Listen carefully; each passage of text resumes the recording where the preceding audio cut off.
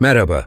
Bugün sizlerle gündelik hayatımızda bizi çoğu zaman zorlayan iletişim ve duygu durumlarını sakinlikle yönetebilmek için başvurabileceğimiz değerli bir rehberi paylaşacağım. Özellikle Marcus Aurelius gibi Stoacı filozofların düşüncelerinden ilham alarak 9 farklı durumda sessiz kalma sanatı üzerine konuşacağız. Bu videoda kendimizi ve ilişkilerimizi nasıl koruyabileceğimizi, hangi anlarda susmanın gücünün daha etkili olduğunu örneklerle ele alacağız. Bazen gerçekten de hiçbir şey söylememek en iyi cevaptır, değil mi? İşte tam bu noktada hem kendimize hem de çevremize daha duyarlı yaklaşmak için ipuçları bulacaksınız. Ayrıca sessizliğin neden sadece bir susma hali olmadığını ve aksine doğru yönetildiğinde özgüvenimizi bile artırabileceğini birlikte keşfedeceğiz. Umarım paylaşacağım adımlar ve içgörüler günlük yaşamınızda pratik bir rehber olur. Hazırsanız gelin bu yolculuğa adım adım başlayalım. 1. Öfke veya aşırı duygusal anlarda. Gün içerisinde hepimiz aniden gelen öfke dalgasına kapılıp kendimizi gereksiz bir tartışmanın ortasında bulabiliyoruz, değil mi? Mesela sabah işe yetişmeye çalışırken yolda ufak bir trafik sıkışıklığı yaşadığınızda ya da çok sevdiğiniz bir arkadaşınızla ufak bir anlaşmazlığa düştüğünüzde bir anda tansiyon yükselebiliyor. İşte bu tip durumlarda Marcus Aurelius'un öğretilerine göz kırpan sessiz kalma stratejisi çoğu zaman beklenenden çok daha etkili olabiliyor. Çünkü karşımızdaki kişiyle diyaloğa girmeden önce kendi duygularımızı soğutabilmek, gerilimi büyütmek yerine sağlıklı bir yola taşıma imkanı veriyor. Siz de mutlaka deneyimlemişsinizdir. Öfkeli ya da aşırı duygusal halde olduğumuzda, ağzımızdan çıkan kelimeler genellikle aklımızdan geçirdiğimizden çok daha sert, kaba veya yıkıcı olabiliyor. Üstelik bu kelimeleri bir kere sarf ettikten sonra geri dönüşü de oldukça zor oluyor. Sonrasında pişman olup, keşke daha sakin kalabilseydim dediğimiz anlar, ilişkilerimizde onarılması güç yaralar açabiliyor. Tam da bu noktada kendimize küçük bir mola vermek veya tamamen sessiz kalmayı seçmek aslında bir zayıflık göstergesi değil, aksine bir olgunluk işareti. Bu yaklaşımın temelinde ise Stoacıların savunduğu önce içsel dünyamızı yatıştırmamız gerekir düşüncesi yatıyor. Şimdi şöyle düşünün. Diyelim ki iş yerinde projeyle ilgili ortaya çıkan bir sorun yüzünden ekip arkadaşınız size beklemediğiniz ölçüde sert çıktı. Belki de tamamen iyi niyetle sunduğunuz bir fikri eleştirdiler ya da suçlayıcı bir üslup kullandılar. O ilk anda siz de kalbinizin hızla çarptığını hissediyorsunuz. Sesiniz yükselmeye ve savunmaya geçmeye hazır. Burada derin bir nefes alıp birkaç saniye iç dünyanıza dönmek, karşınızdakine hemen cevap vermek yerine kısa bir sessizlik anı yaratmak, hem sizi hem de onu gereksiz bir çatışmaya sürüklenmekten kurtarabilir. Aslında bu an, içinizdeki öfke ateşini harlamaktansa biraz su serpmenize izin veriyor. Tepkiyi sonraya bırakmak, aklınızı ve kalbinizi daha sağlıklı bir şekilde kullanmanızı sağlıyor. Üstelik sessizliğin, karşı tarafın da düşüncelerini gözden geçirmesine fırsat tanıdığı bir gerçek. Bazen, duygusal yoğunlukla hareket ederken, birkaç saniye bile olsa sessiz kalınan süre, herkesin bir nebze durup, "Ne söylüyorum ve neden böyle söylüyorum?" diye düşünmesine yol açar. Bu da olası büyük bir tartışmayı çok daha yapıcı bir diyaloğa dönüştürebilir. Elbette susmak her zaman çözüm değil.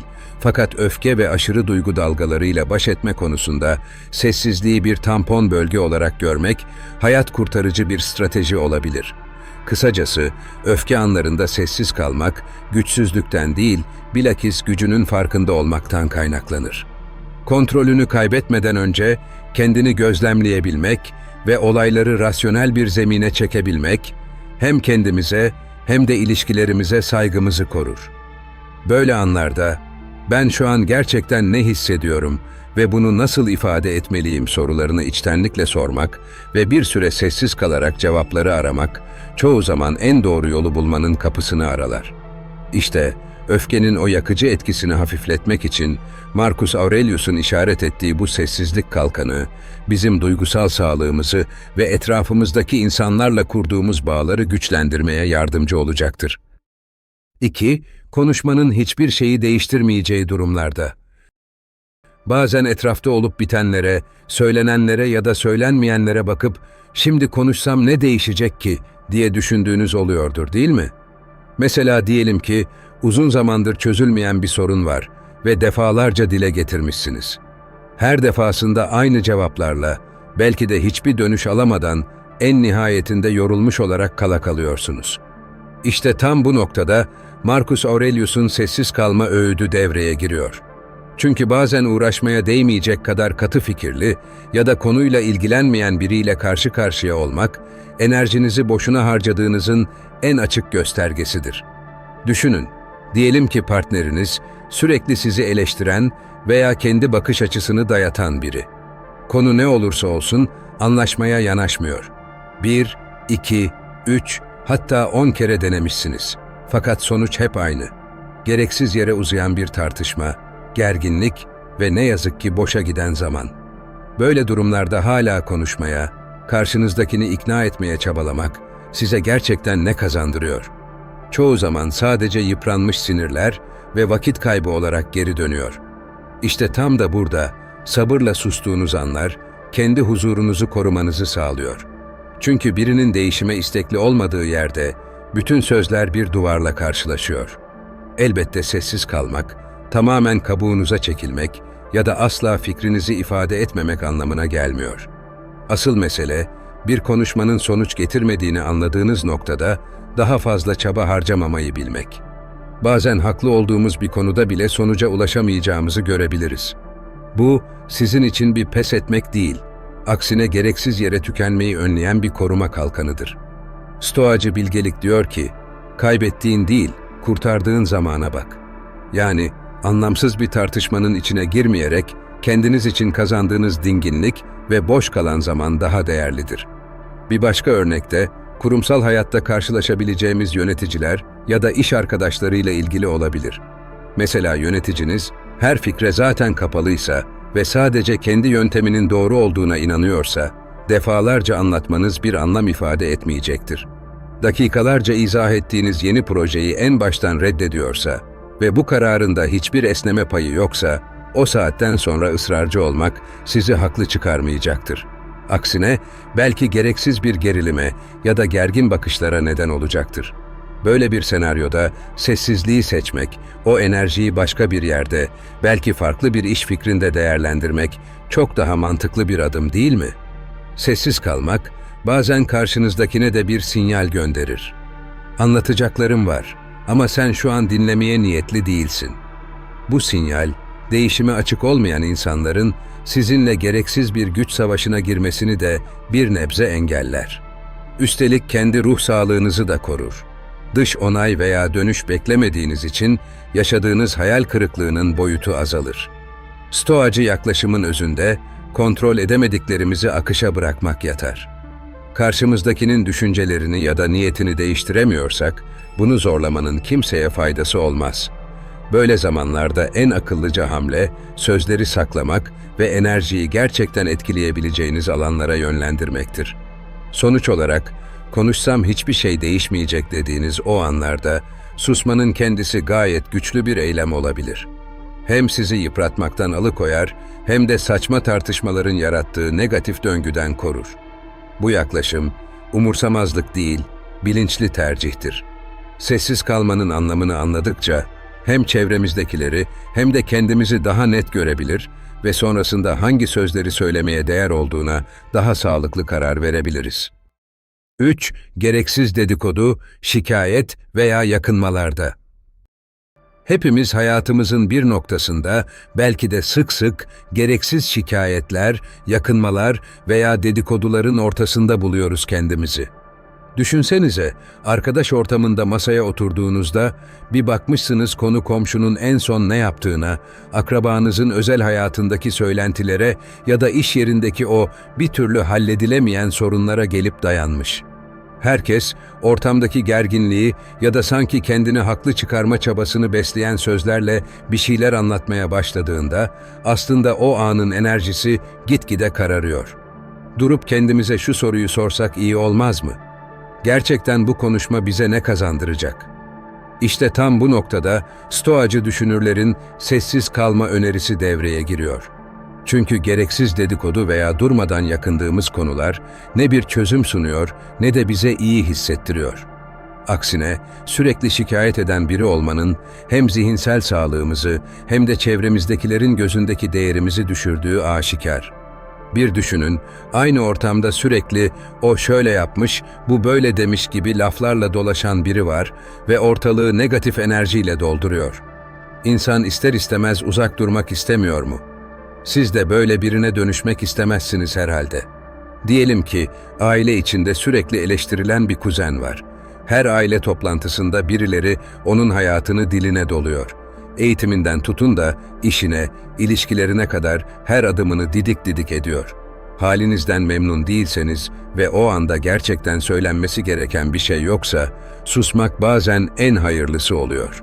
Zira kimsenin elinde yeterli bilgi olmadan yapılan yorumlar, sadece ortalığı karıştırıp büyük bir dedikodu sarmalına sebep oluyor. Sessiz kalarak bu girdaba katılmamayı seçmek, hem kuzeninize olan saygınızı gösterir, hem de sizin gereksiz bir tartışmaya sürüklenmenizi engeller. Benzer şekilde, bir arkadaş grubunda herkes bir şeye sürekli yakınmayı alışkanlık haline getirmişse, o sohbetten geriye genelde olumsuz hisler kalıyor. İnsanın içi kararıyor. Sanki dünya sadece şikayet etmek için varmış gibi bir hava esiyor. İşte bu hava, ruh halinizi kolaylıkla dibe çekebilir. Bunun yerine, o anlarda içten bir sessizliğe bürünmek, hem kendinize hem de çevrenizdekilere "bu konunun bana bir katkısı yok" ve aynı zamanda başka birinin de yararına değil mesajını vermenin en basit yolu. Yani aslında susmak, bilinçli bir tercih haline geldiğinde oldukça özgürleştirici. Unutmamak lazım. Şikayetlerin içinde kaybolmak yerine çözüm odaklı bir bakış açısı kazanmak çok daha değerli. Eğer sürekli dile getirilen bir yakınma gerçekten düzeltilebilecek bir duruma işaret ediyorsa, buna yönelik somut bir adım atmak ya da yapıcı bir öneri sunmak daha mantıklı değil mi? Fakat bazen durum öyle kilitleniyor ki kimse gerçekte ne yapılacağına dair bir şey söylemiyor, sadece dertleşiyor gibi görünüp aslında negatif enerjiyi körüklüyor. Stoacıların tavsiyesine kulak verirsek, bu noktada çözüm önerisi varsa paylaşmak, yoksa da susmayı yeğlemek ruh sağlığımızı koruyor. Dedikoduyu beslemek veya yakınmaları tekrarlamak, anlık bir rahatlama hissi verse de, uzun vadede ilişkilerde güvensizlik ve olumsuz bir algı yaratıyor. Kişisel itibarımız da bundan etkileniyor. Çünkü her şeyden şikayetçi ya da herkes hakkında konuşan kişi etiketini taşımak istemeyiz.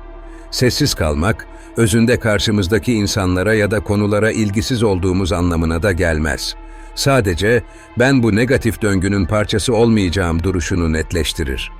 Aslında en güzeli, somut bir çözüm yoksa boş yere konuşmayı uzatmamak. Kısacası, gereksiz dedikodu, şikayet veya yakınmalar başladığında kendinizi bu çemberin dışında tutmak gerçekten çok değerli bir eyleme dönüşebiliyor. Ne demişler? Söz gümüşse sükût altındır. Bu altın değerinde suskunluk, hem kişinin kendine duyduğu saygıyı hem de çevresine vereceği olumlu mesajı güçlendiriyor. Böylece ilişkilerinizde daha sağlam, daha güvenilir bir duruş sergileyebilirsiniz ve kim bilir, belki de bu tutumunuzla başkalarına da örnek olursunuz.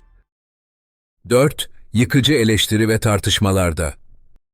Bazen karşımıza öyle durumlar çıkar ki, ne söylerseniz söyleyin, karşı tarafın amacı yapıcı bir sonuca ulaşmak değildir. Tam aksine, sırf sizi kırmak, değersiz hissettirmek veya karşınızda üstünlük kurmak için yıkıcı eleştiri denilen yönteme başvururlar. Bu, bir iş toplantısında yöneticinizin proje fikrinizi ayaküstü çürütmeye çalışması da olabilir. Yakın bir arkadaşınızla yaptığınız sohbetin bir anda "sen zaten hep" tarzı suçlamalara dönüşmesi de. Böyle anlarda Marcus Aurelius'un rehberliğinde sessiz kalmak, hiç beklemediğiniz kadar faydalı bir stratejiye dönüşebilir. Öncelikle yıkıcı eleştirinin hedefi nedir? Genellikle eleştiri adı altında sizi küçük düşürmek ya da enerjinizi emmek. Yapıcı olmayan bu tarz eleştirilere tepki vermek, çoğu zaman tartışmayı alevlendirmekten başka bir şeye yaramaz. Zaten karşınızdaki kişi çözüm ya da fikir alışverişi peşinde değildir. O an gücünü hissetmek veya öfkesini size yansıtmak istiyordur. İşte bu sebeple sessiz kalmak ve sakinliği korumak o kişinin yakıtını kesmenin en akılcı yoludur. Kimi zaman tek bir söz bile etmeden yüzünüze yerleştireceğiniz nazik bir ifade karşı tarafın sinirini bozacak kadar etkilidir. Çünkü saldırgan tavır karşılığında tepki aldıkça beslenir. Elbette bu haksızlığa boyun eğmek anlamına gelmez. Aksine kendinize verdiğiniz saygının bir yansımasıdır. Haksız ithamlar altında hemen savunmaya geçmek, çoğu zaman kontrolü karşınızdakine vermekle sonuçlanır. Stoacılık da tam bu noktada önce bir durup nefes almayı, ardından bu konuyu gerçekten konuşmaya değer mi yoksa sadece bir çıkmaz sokak mı diye sormayı önerir. Eğer konuşarak ilerleyebileceğiniz bir yol varsa, hisleriniz sakinleştiğinde belki daha sonra konuyu tekrar açabilirsiniz. Ancak karşınızdaki kişi belli ki sizinle yapıcı bir sonuca varmak istemiyorsa, gereksiz bir enerji kaybına girmek yerine sessizliği seçmek bazen en doğru tercihtir. Şöyle bir örnek düşünelim. Bir arkadaş ortamında belki de bir hobiyle uğraşıyorsunuz. Resim yapmayı, el işine meraklı olmayı veya müzikle ilgilenmeyi seviyor olabilirsiniz. Ancak her yeni işinizi gördüğünde birisi mutlaka "Aa, yok olmamış, sen zaten bu işte çok yeteneksizsin" gibi cümleler kuruyor. Bu eleştiride hiçbir yapıcılık yok. Sadece moral bozma amacı güdülüyor. Böyle bir tepkiye öfkeli bir karşılık vermek, "Neden beni anlamıyorsun?" diye suçlamaya başlamak veya kendi başarınızı ispatlamaya çalışmak, oradaki negatif döngüyü daha da büyütebilir. Sessiz kalmak ise o döngüyü beslememek anlamına gelir. Bu sayede karşınızdaki beklediği çatışmayı bulamayacak ve belki de kendi söylediğinin saçmalığını fark edecektir. Bir diğer açıdan, sessiz kalmak size de duygularınızı toparlama fırsatı verir. Yıkıcı eleştiri anında, gururunuz incinmiş hissetseniz de hemen tepki göstermemek, büyüklüğünüzü korumaktır. Zihninizi ve kalbinizi ateşleyen öfkeden biraz uzaklaşıp, gerçekten beni buradan ileriye taşıyacak bir şey var mı diye düşünürsünüz. Çoğu zaman yıkıcı eleştirinin ardında gerçek bir bilgi ya da yapıcı bir niyet olmadığını görür, böylece kalıcı bir kırgınlık yaşamadan konuyu kapatmayı seçebilirsiniz. Elbette zaman zaman insanın kendini ifade etmek, yanlış anlaşılmaları düzeltmek istediği anlar da olur.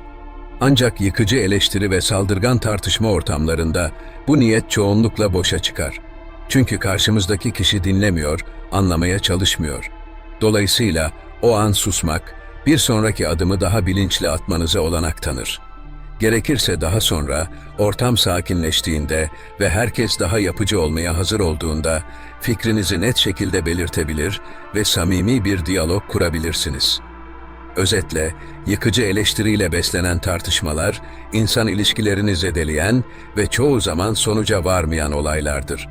Sessiz kalmak, hem size olumsuzluk sarmalından çıkma şansı tanır, hem de kendi kişisel sınırlarınızı belirlemenizde yardımcı olur. Unutmayın, sessiz kalmak her zaman haklı olduğunuz konuda geri adım atmak demek değildir. Aksine kendinizi yıpratacak gereksiz tartışmaların önüne geçmek ve bilgelikle duruş sergilemektir. Marcus Aurelius'un da öğütlediği gibi bazen en güçlü tepki hiçbir söz söylemeden gösterilen dirayet ve soğukkanlılıktır. 5. Bilginin veya kanıtın olmadığı konularda.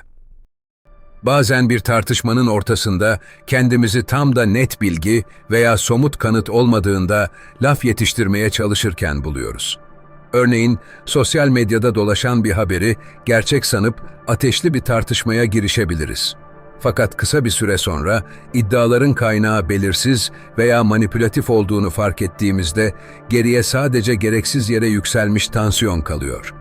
İşte bu gibi durumlarda Marcus Aurelius'un öğretilerine kulak verip "Bilmiyorum, henüz emin değilim" veya "Daha fazla bilgiye ihtiyacım var" diyebilmeyi öğrenmek, zihinsel berraklığımızı korumamız için son derece önemli bir adım. Çünkü gerçekte sahip olmadığımız bir bilgiyle ahkam kesmek hem kendimizi hem de ilişkilerimizi riske atabiliyor. Bilgi veya kanıt eksikliği çoğunlukla varsayımları güçlendirir. İnsan zihni, boşlukları kendi hayal gücüyle doldurmaya oldukça yatkındır. Diyelim ki bir tanıdığınız hakkında ortada dolaşan söylentiler var. Ne doğrulanmış bir kaynak var, ne de olayın doğrudan tanığısınız. Buna rağmen hemen, evet, kesin böyle olmuştur gibi hüküm vermek, sonradan sizi mahcup edebilecek bir tuzağa dönüşebilir. Böyle anlarda kendinizi o söylentinin doğruluğundan eminmiş gibi savunmaya girişmeden, sadece birkaç saniyelik bir sessizlikle, gerçekten tam olarak ne biliyorum, ne bilmiyorum sorusunu sormak çok şeyi değiştirebilir. Bu basit ama etkili yaklaşım, çoğu zaman gereksiz çekişmelerin de önüne geçer. Aynı şekilde, bir tartışmada da benzer bir mekanizma işlemez mi? Diyelim ki bir ortamda, yeni çıkan bir teknolojik ürünün ne kadar kötü olduğu hararetle konuşuluyor. Herkes, ben duydum, şu özelliği şöyleymiş veya arkadaşım kullanmış, çok şikayetçi gibi sözlerle ön yargılarını pekiştiriyor. Ama kimse, işin aslını tam olarak araştırmamış, ürünü gerçekten detaylı inceleyen de yok. Böyle bir tabloda sessiz kalmak, ben bu konuda yeterli fikre sahip değilim demek, çok daha dürüstçe bir yaklaşım. Üstelik bu davranış, çevrenizdeki kişilerin de düşünmesini sağlar. Kimi zaman bir kişinin sessizliği veya temkinli duruşu, toplu önyargıları sorgulatabilir. Stoacılar bize, kesin bilgiye dayanmayan yargıların çoğunun, zihin huzurumuzu çalabileceğini hatırlatır. Çünkü net olmayan ya da kanıtsız kalan düşünceler, bizi sürekli bir belirsizlik hissiyle baş başa bırakır. Ya doğruysa, ya değilse. İkileminde sallanan zihin, gereksiz endişe ve ön yargılara kapılmaya çok müsaittir. İşte bu nedenle, Marcus Aurelius'un temel düsturu olan doğru bilgiye ulaşana dek sakin kal ve hüküm verme prensibi hayat kurtarıcı olabilir. Hem karşınızdakilere güvenilir bir duruş sergilemiş olursunuz, hem de kendinizi potansiyel yanlış anlaşılmalardan korursunuz. Tabii ki bu, hiçbir konuya dahil olmayacağımız, her şeye kayıtsız kalacağımız anlamına gelmiyor. Eğer bir konuda hakikaten fikir sahibiysek veya kanıtlara ulaştıysak, elbette görüşlerimizi dile getirmek değerli. Ancak bilmediğimiz ya da henüz emin olmadığımız bir meselede, konuşmayı, ben bu konuda şu an net bir bilgiye sahip değilim diyerek öteleyebilmek, hem zaman kazandırır, hem de toplumsal ilişkilerdeki gereksiz sürtüşmeleri en aza indirir. Sonuç olarak, kimsenin derinlemesine araştırma yapmadığı durumlarda, sırf konuşuyor olmak için konuşmak, çoğu zaman daha büyük bir bilgi kirliliğine hizmet eder. Oysa susmak ya da bilinmediğini dürüstçe ifade etmek, size hem olgunluk kazandırır, hem de çevrenizin sizden beklentisine olumlu katkıda bulunur. Stoacılık açısından bakarsak, gerçeğin peşinde olmanın bir yolu da, bilmiyorum deme cesaretini göstermektir. Bunu diyebildiğimiz an, duygusal önyargılardan sıyrılıp, daha net ve soğukkanlı bir bakış açısı geliştirebiliriz. Çünkü gerçeği arayan zihnin en büyük yardımcısı, o gerçeğe ulaşıncaya kadar sessiz ve sabırlı olabilmekten geçer. Bu yaklaşım, etrafınızda dolaşan muğlak bilgilerin yarattığı karmaşaya kapılmadan, duruşunuzu sağlam ve huzurlu tutmanıza yardımcı olacaktır. 6. Karşıdaki kişinin anlamaya kapalı olduğu hallerde. Hadi itiraf edelim. Zaman zaman kendimizi bir tartışma veya sohbetin ortasında buluyoruz ve net bir şekilde anlıyoruz ki karşımızdaki kişi sizi dinlemeye veya anlamaya pek niyetli değil. İster aile içinde, ister komşularla veya hiç tanımadığımız biriyle olsun, bazen ne kadar çabalarsak çabalayalım, duvar gibi bir engelle karşılaşıyoruz. İşte bu anlarda Marcus Aurelius'un öğretilerinden ilham alan sessiz kalma stratejisi devreye giriyor. Çünkü karşınızdaki insanın zihni size bütünüyle kapalı olduğunda söylenecek fazladan sözler pek bir işe yaramıyor. Aksine gereksiz yere gerginliği körükleyebiliyor. Bir düşünün. Mesela online bir platformdasınız. Bir konuda fikrinizi paylaştınız ve tartışma beklenmedik bir şekilde büyüdü. Karşınızdaki kullanıcı yazdığınız her cümleyi çarpıtıyor, size karşı sanki bir zafer kazanmak istercesine yeni suçlamalar ve abartılı ifadeler kullanıyor. Bu noktada yazmaya devam ettikçe daha çok hırpalanmak ve aynı zamanda sizin de öfkenizin yükselmesi kaçınılmaz. Sonrasında bakıyorsunuz ki aslında yapıcı bir sonuca ulaşma ihtimali yok. Bu kişi anlamak istemiyor, sadece tepki vermek istiyor. Böyle durumlarda ben buradan geri çekiliyorum, sözlerimi saklıyorum diyebilmek, kendi ruh sağlığınızı korumak adına muazzam bir hamle. Unutmayın, Stoacı bilgelik, kontrol edemediğimiz insanların davranışları yerine kendi tepkilerimize odaklanmayı önerir. Karşımızdakini değiştiremiyorsak, gerginliği beslemek yerine sessizlikle çekilmek çok daha sağlıklı bir seçenektir. Benzer şekilde, diyelim ki bir aile büyüğüyle veya yakın akrabayla farklı dünya görüşlerine sahipsiniz ve bir tartışma hep aynı noktada tıkanıyor. Bunu defalarca yaşamışsınız, öyle değil mi? Söylediğiniz her cümleyi kişisel bir saldırı gibi algılayan, savunma veya karşı saldırı şeklinde tepkiler veren insanlar vardır. Bu noktada kendi tavrınızı ve düşüncelerinizi daha fazla açıklamak sadece boşa enerji harcamanıza sebep olur. Çünkü aynı tartışma döngüsü tekrarlandıkça kimse kimseyi anlamıyor, sadece ben haklıyım savaşı daha şiddetli hale geliyor. İşte sessiz kalmak ve o konuyu o anda kapatmak bazen çok daha onurlu bir çözüm haline gelir. Marcus Aurelius'un ifade ettiği gibi, insanların seninle ilgili dedikleri kendi iç dünyalarından başka bir şeyi yansıtmaz. Bu yüzden sizi dinlemeye kapalı olan biriyle inatlaşmak yerine geri çekilmek, çatışmanın büyümesini engeller. Sessiz kalmak ayrıca karşınızdaki kişinin de farkındalığını tetikleyebilir. Bazen birinin sürekli açıklama yapmasını, savunma veya saldırı halinde olmasını bekleyen kişiler, karşısındakinin sessizliğiyle karşılaşınca şaşırır. Bekledikleri tepkiden mahrum kaldıklarında kendi üsluplarını sorgulayabilir, neden ısrarla dinlemek istemiyorum sorusuna ister istemez takılabilirler. Elbette her zaman bu sorgulamayı yapacaklar diye bir kural yok. Ama siz en azından negatif enerjiden uzak durma adına önemli bir adım atmış olursunuz. Tabii şunu da belirtmek lazım. Sessiz kalmak, konuyu tamamen çöpe atmak değildir. Belki de karşınızdaki kişi ileride, farklı bir zaman diliminde daha açık bir halde olabilir. O zaman geldiğinde yeniden konuşmayı deneyebilirsiniz. Ancak o an için karşıdakinin kapıları kapalıysa, sürekli anlatmaya çalışmak sadece daha fazla sürtüşme yaratacaktır. Bu da hem o ilişkinin yıpranmasına hem de sizin boş yere tükenmenize yol açar. Stoacı bakış açısına göre bir durumu veya kişiyi istediğimiz yöne evirmek yerine hangi sınırların aşılmaz olduğunu görmek ve orada durmayı bilmek çok kıymetlidir. Sonuç olarak karşınızdaki kişi anlamaya kapalı olduğunda kendi sessizliğiniz size güç, bilgelik ve sükûnet kazandırabilir. İletişimin iki tarafında açık olduğu bir ortamda geliştiğini hatırlamakta fayda var. O açıklık yoksa sözleriniz ne kadar değerli olsa da yankı bulmayacaktır. Bu yüzden bazen sözü geri çekmek, nezaketle susmak ve konuyu başka bir zamana bırakmak hem kendimize hem de karşımızdakine duyduğumuz saygının göstergesidir. Stoacılık tam da bu noktada değiştiremeyeceğin şeye direnme, kendi huzurunu koru diyerek yolumuzu aydınlatmaya devam ediyor. 7. Kendini gösterişe kaptıracağın zamanlarda. Kendini gösterişe kaptırmak. Aslında kulağa bir anlık övünme, çarpıcı görünme veya başkalarının gözüne fazlasıyla iyi görünme isteği gibi gelebilir. Açıkçası hepimiz zaman zaman bu duyguya kapılabiliyoruz.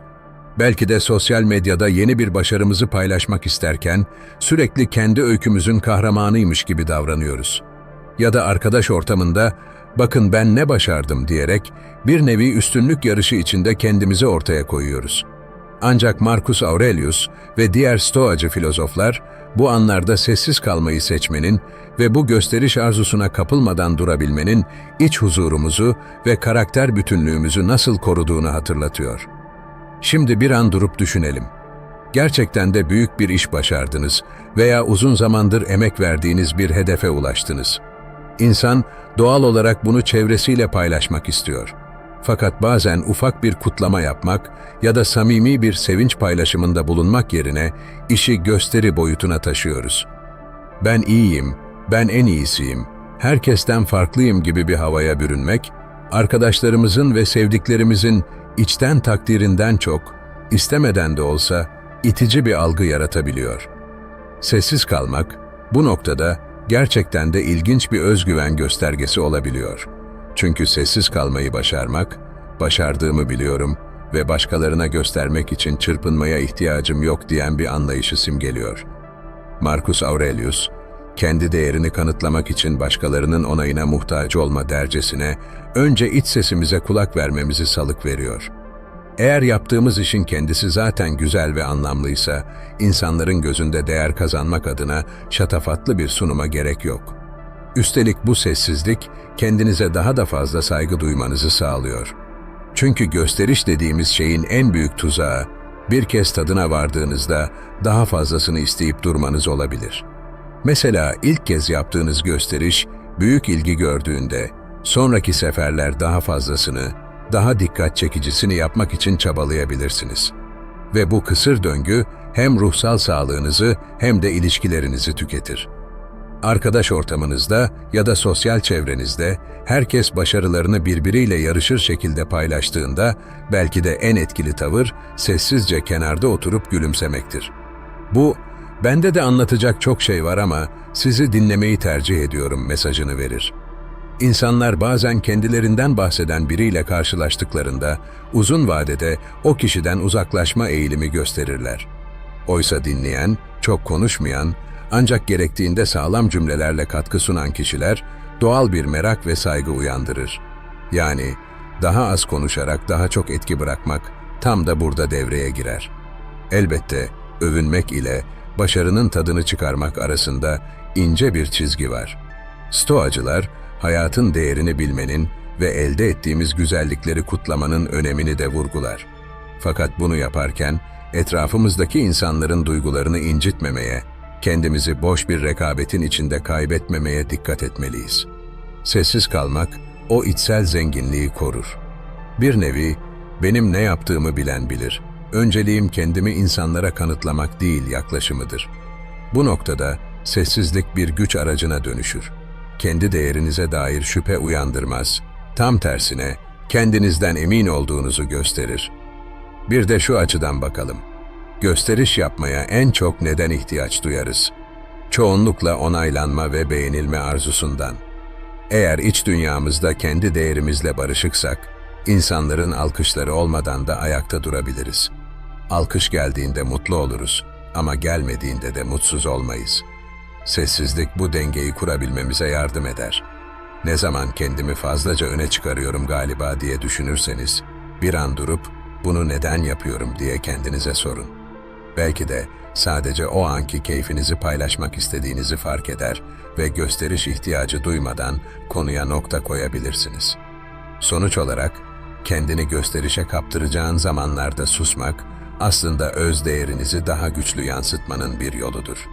Kendi başarısının ya da güzelliklerinin reklamını yapmaya aşırı ihtiyaç duyan bir ruh hali yerine, sessizliği koruyan bir duruşu benimsemek, kendinize duyduğunuz saygının ve özgüvenin dışa vurumudur.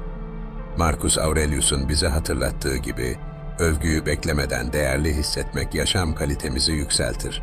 Böylece ilişkilerimiz daha samimi bir zeminde ilerler ve iç dünyamızdaki tutarlılığı koruruz.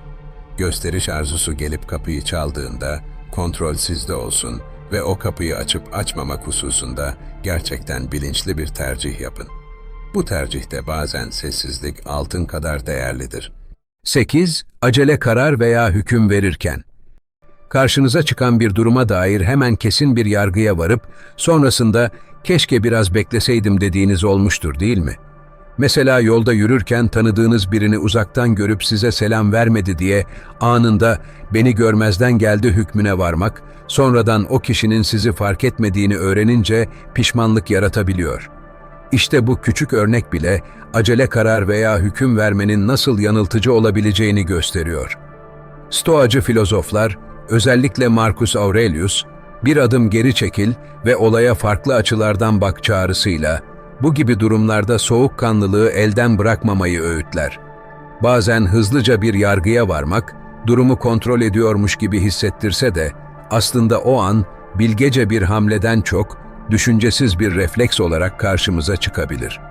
Olayın tüm boyutlarını gözden geçirmeden veya karşımızdaki kişiyi dinlemeden "ben kararımı verdim" demek çoğu zaman bizi yanıltır. Üstelik hem kendimizi hem de başkalarını gereksiz bir gerilime sürükleyebilir. Acele kararın en büyük tuzaklarından biri, insana çabucak bir rahatlama hissi vermesi. Ancak sonrası çoğu zaman tahmin ettiğimizden karmaşık oluyor. Diyelim ki günlük hayatınızda yeni bir gelişme oldu. Örneğin, iş arkadaşınızın size karşı tutumunun değiştiğini seziyorsunuz. Hemen bunu, kesin benden hoşlanmıyor, bana tavır alıyor diye yorumlamak yerine bir an durup durumu objektif gözlemleyin. Belki özel hayatındaki bir sorun yüzünden dalgın, belki genel olarak tüm ekiple mesafeli davranıyor. Hatta belki de kafasında bambaşka bir proje var ve yeterince odaklanamadığı için iletişimi zayıfladı. Gördüğünüz gibi, ihtimalleri düşündükçe aceleyle verdiğiniz hüküm biraz zayıf düşüyor. Stoacıların yaklaşımında, bir olay olduğunda önce onu tarafsızca incelemeye çalış fikri önemli yer tutar. Tepkilerimizi kontrol altına alabilmek, o anda zihnimizi temiz tutmak ve gerçekten ne oluyor sorusunu sormakla mümkün. Bu da anı durdurmaya yönelik ufak bir pratik gerektiriyor. Diyelim ki aniden büyük bir haber duydunuz veya beklemediğiniz bir şeyle karşılaştınız. O heyecan veya gerginlik içinde karar vermektense, küçük bir sessizlik ya da mola size ikinci bir şans tanıyacaktır. Birkaç dakika bekleyeyim, derin bir nefes alayım demek, kelimenin tam anlamıyla bakış açınızı tazeleyebilir. Günümüzde sosyal medya paylaşımları da acele karar verme tuzaklarının başında geliyor. Herhangi bir konuda dolaşan bir haberi hemen paylaşıp destek beyan etmek, sonradan o bilginin sahte olduğunu öğrendiğinizde sizi zor durumda bırakabilir. Stoacı düşünce, emin misin? Gerçekten doğruluğunu test ettin mi sorularıyla, doğruluğu ispatlanmamış bilgileri aktarırken soğukkanlı olmayı tavsiye eder. Bu, sadece kendi itibarınızı değil, aynı zamanda çevrenizdeki insanların da doğru bilgilenmesini sağlar. Elbette acele karar vermenin cazibesi, hızlı bir sonuca kavuşma isteğinden kaynaklanır. İnsan beyni belirsizliği sevmez ve boşlukları doldurmak için çabalar. Fakat bu boşlukları tamamlamak adına yetersiz veriyle hemen yargı dağıtmak, çoğunlukla pişmanlık ve kırgınlıkla sonuçlanır. O yüzden Marcus Aurelius'un zihin aceleye gelmez düsturunu hatırlamak, duygusal patlamalardan uzak bir duruş sergilememize yardımcı olur. Yavaşlamak, düşünmek, gerekirse bilgimizi genişletmek ve ancak o zaman karar vermek, bize daha sağlıklı ve uzun vadede geçerli sonuçlar kazandırır. Sonuç olarak, acele karar veya hüküm vermek, anlık tatmin sağlasa bile, ilişkilerimize, projelerimize veya hayatımızdaki önemli mihenk taşlarına zarar verebilir. Kendimize biraz nefes ve zaman tanımak, olayların gidişatını daha gerçekçi görmemizi sağlar.